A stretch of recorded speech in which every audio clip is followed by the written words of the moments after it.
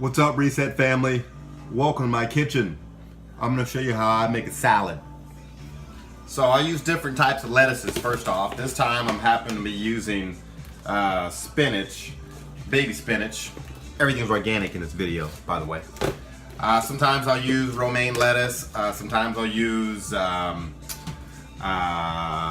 lettuce, which is like from heaven. But this time I'm gonna use spinach.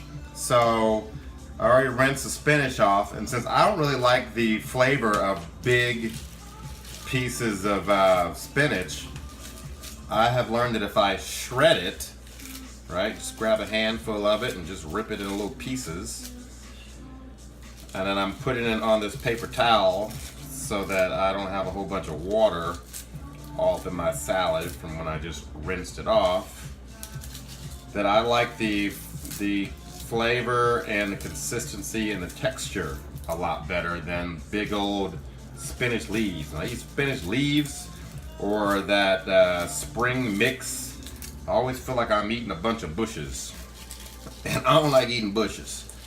So you just shred it all up. I'll even do this at went to the grocery store and they had a salad bar, and I'm just sitting there just ripping the damn spinach up and putting it in my salad because I don't care. So you rip it up, and that's enough because I eat a lot of salad because I eat a lot of food. So then I put it on the paper towel there, and I take another paper towel to get all the water out. Again, you don't have to do it this way. You can just eat the big old spinach leaves like a cow would if you want. I'm just not a cow. Or you can use romaine lettuce, and in that case you just chop it up and you ain't got to worry about all this extra step. But I also like these very green phytonutrients that spinach provides. So then I put it all up in my bowl. And then I make a very simple salad, right? My staples are always going to be cucumber, which is very easy. So you just slice it like so.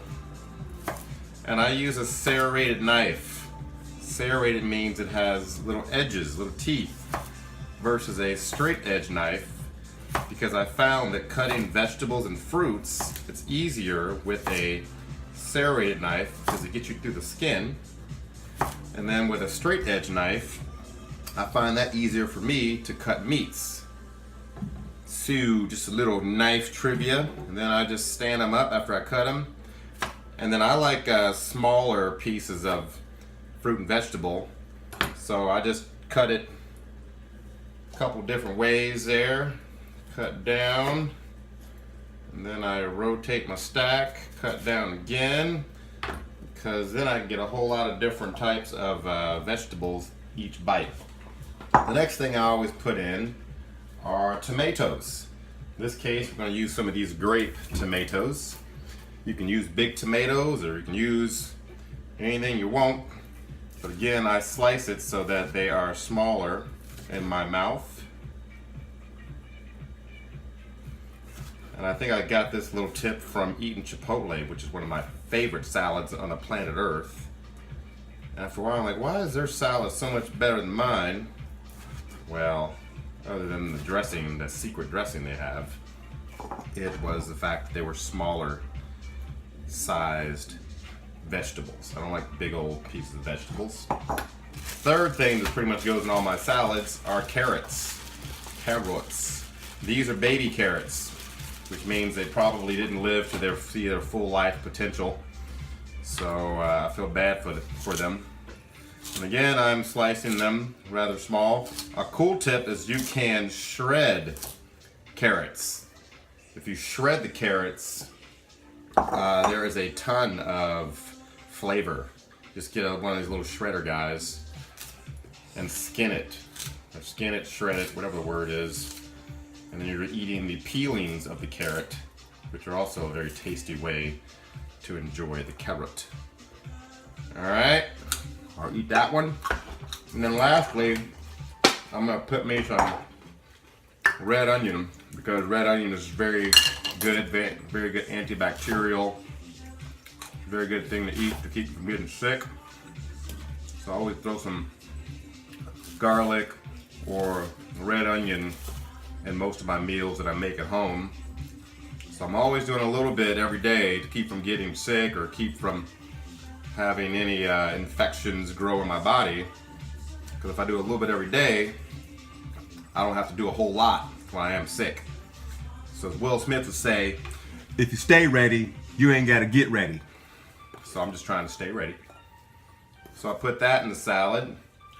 And then the video below I'll post you is how I make my dressing. But hell, since you're here, I'm here. Let's do it. So I got my olive oil. I got me a lemon. And I got me some honey. This is some local honey that I just bought. Meaning hopefully it is somewhere within 50 miles of me. So the bees that made this were eating the same pollen that would make people get hay fever, and that's why it's supposed to eliminate, when you have local honey, it should eliminate allergies and things. So I put maybe a, what is this? Maybe a tablespoon almost of olive oil. And then I get my lemon. And then I squeeze about the same amount of lemon in there, maybe a little more. That way it's not all oily flavored. And then you'll get some seeds in there. You see the seed, you can't see nothing probably. So I'll just pick those out with what's called a fork. You get those in most kitchens across America. Okay. And then throw some honey up in this joint.